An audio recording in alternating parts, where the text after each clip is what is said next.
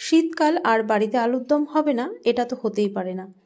আমার মনে হয় আমরা সবাই পছন্দ করি আলুর দমটা খেতে, আর বিশেষ করে আলুর দমটা শীতকালেই বেশি ভালো লাগে খেতে, কারণ শীতকালে যে নতুন ছোট আলুটা থাকে সেটা দিয়েই বেশি ভালো লাগে। শীতকালের এই নতুন আলু দিয়েই আজকে তৈরি করে দেখাবো সম্পূর্ণ নিরামিষ আলুর দমের রেসিপি। আমাদের সবার ঘরে যে মশলাগুলো থাকে সেই মশলাগুলো দিয়ে কিন্তু আজকে আমি এই আলুর দমের রেসিপি তৈরি করে দেখাবো, আর খেতে কিন্তু এইভাবে রান্না করলে দারুণ হয়। তো আসুন দেখে নেওয়া যাক আমার আজকের রেসিপি।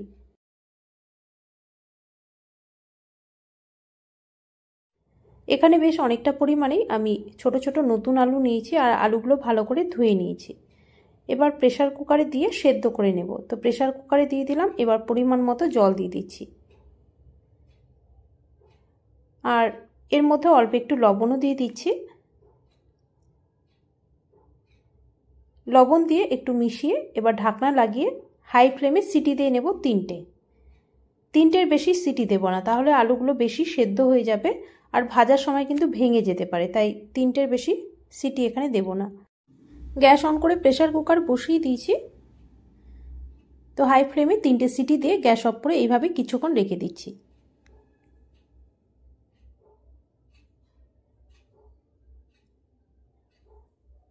প্রেসার কুকারের পুরো স্টিমটা বেরিয়ে গেছে, তারপর একটু ঠান্ডা জল দিয়ে ধুয়ে নিয়েছিলাম। এবার আলুর খোসাগুলোকে ছাড়িয়ে নিচ্ছি।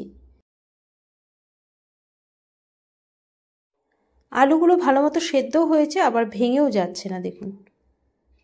তো সবগুলো আলুর খোসা ছাড়িয়ে নিলাম। এবার এই আলুর দমটা রান্না করে নেব।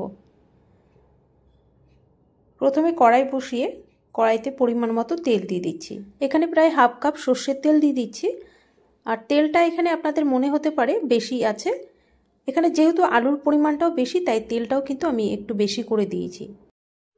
তেল গরম হলে এবার সবগুলো আলু দিয়ে দিলাম একসাথেই, আর সামান্য লবণ আর অল্প হলুদ দিয়ে দিচ্ছি। দিয়ে আলুগুলোকে একটু লালচে করে ভেজে তুলে নেব। আমি একবারই আলুগুলো ভেজে নিচ্ছি, আপনারা চাইলে দুবারে আলুগুলো ভেজে নিতে পারেন। এদিকে আলুটা ভাজতে ভাজতে এই আলুর দমের মশলাটাও রেডি করে নিচ্ছি। একটা ছোট্ট বাটির মধ্যে দিয়ে দিচ্ছি প্রায় বড় 2 চামচ কাঁচা লঙ্কা আদা বাটা। দিয়ে দিচ্ছি এর মধ্যে ছোট 2 চামচ জিরের গুঁড়ো, ছোট 2 চামচ দিয়ে দিচ্ছি ধনের গুঁড়ো, লঙ্কার গুঁড়ো দিয়ে দিচ্ছি এখানে ছোট 2 চামচ,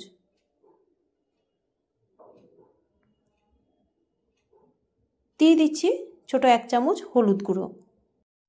অল্প একটু এবার জল দিয়ে মশলাটা মিশিয়ে নিচ্ছি।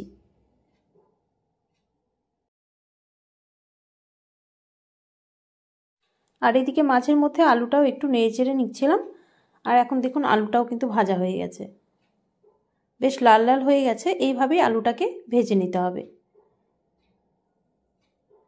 আলুটা ভাজা হয়ে গেছে, তুলে নিচ্ছি আলু।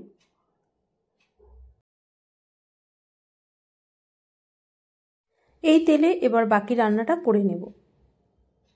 দিয়ে দিচ্ছি 2টো শুকনো লঙ্কা, 2টো তেজপাতা, দিয়ে দিচ্ছি ছোট হাফ চামচ গোটা জিরে।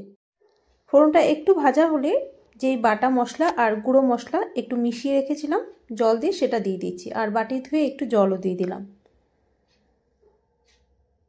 মশলাটাকে একটু কষিয়ে নিচ্ছি। 2 মিনিট মশলাটা একটু কষিয়ে নিচ্ছি। আর যেহেতু নিরামিষ রান্না, যদি একটু হিং দেওয়া যায় তাহলে কিন্তু খেতে খুব ভালো লাগে, তাই সামান্য হিং দিয়ে দিচ্ছি। হিংটা দিয়ে আবারও একটু মশলাটা কষিয়ে নিচ্ছি। পোস্ত, কাজু বাদাম, মগজদানা এগুলো দিয়ে আলুর দম রান্না করলে ভালো তো লাগেই, কিন্তু সবার ঘরে সব কিছু অ্যাভেলেবেল নাও থাকতে পারে, তাই একদম সিম্পলভাবে আমি রান্না করে দেখাচ্ছি, যাতে সবাই এইভাবে বানিয়ে নিতে পারেন। আর খেতেও কিন্তু দারুণ হয় এইভাবে রান্না করলে।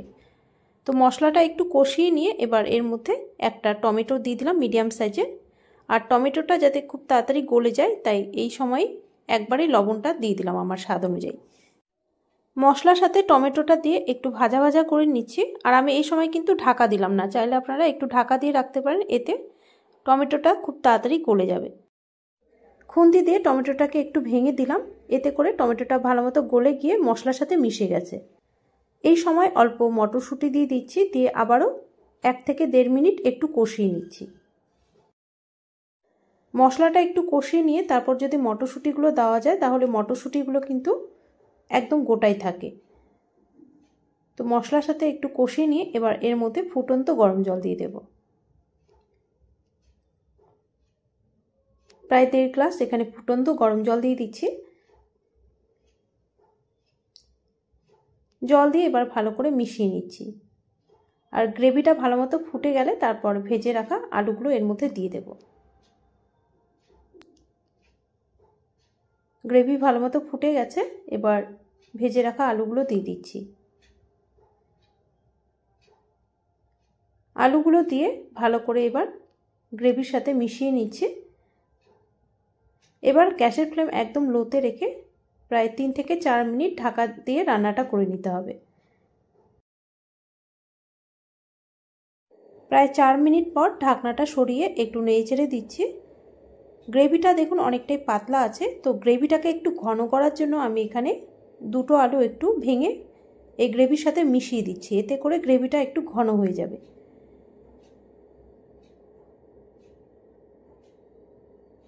তো এইভাবে আলু দুটো ভেঙে এইভাবে মিশিয়ে দিচ্ছি। এই রান্নাতে কোনো আমি সেরকম মশলা ব্যবহার করিনি, যেগুলো আমাদের ঘরেই থাকে সেই মশলাগুলোই ব্যবহার করেছি, তাই খুব একটা কিন্তু গ্রেভিটা ঘন হয়নি। তাই গ্রেভিটাকে একটু ঘন করার জন্য আমি আলুগুলোকে ভেঙে এইভাবে গ্রেভির সাথে মিশিয়ে দিচ্ছি। তো আমাদের আলুদম কিন্তু প্রায় হয়ে এসেছে। সব শেষে এর মধ্যে দিয়ে দেব সামান্য ধনেপাতা কুচি।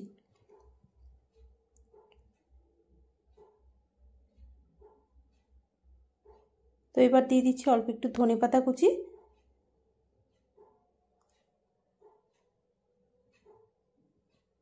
দিয়ে দিচ্ছি সামান্য গরম মশলা। আলুর দমে যদি একটু ঘি দেওয়া যায় স্বাদটা কিন্তু খুব ভালো আসে, তাই ছোটো 1 চামচ ঘি দিয়ে দিলাম। এই সময় চাইলে আপনারা অল্প একটু চিনিও দিতে পারেন, চিনিটা আমি দিলাম না। ধনেপাতা, গরম মশলা, ঘি দিয়ে ভালো করে এবার মিশিয়ে নিচ্ছি।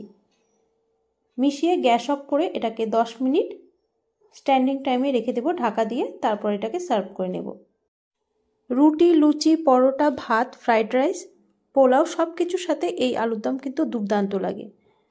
তো আশা করি আমার আজকের এই সিম্পল আলুর দমের রেসিপি আপনাদের দেখে ভালো লেগেছে। যদি ভালো লেগে থাকে আপনারাও এইভাবে ট্রাই করে দেখতে পারেন। আর রেসিপি কেমন লাগলো সেটা অবশ্যই জানাবেন কমেন্টে। ভালো লাগলে প্লিজ লাইক ও শেয়ার করে দেবেন। আর অবশ্যই নতুন ভিডিওর আপডেট পেতে চ্যানেলটিকে সাবস্ক্রাইব করে রাখার অনুরোধ রইল আপনাদের সবার কাছে। আজ তাহলে এই পর্যন্তই। আবারও চলে আসবো নতুন কোনো রেসিপি নিয়ে আপনাদের সামনে।